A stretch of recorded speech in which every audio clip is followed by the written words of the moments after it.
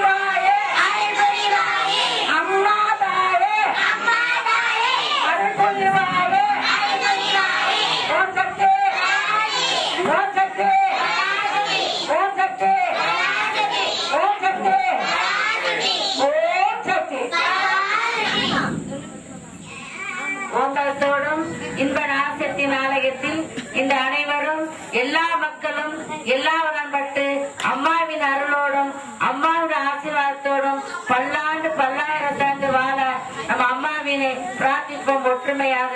ஓம் சக்தி.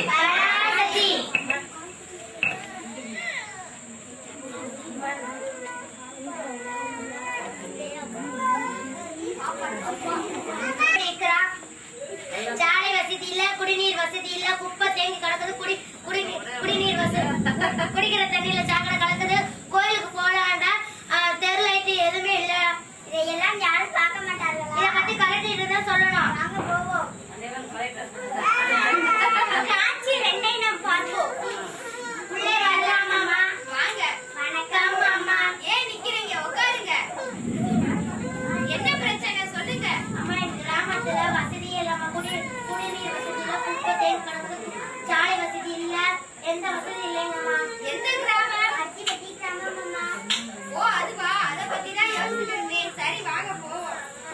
காட்சி 3 நாம் பார்ப்போம்.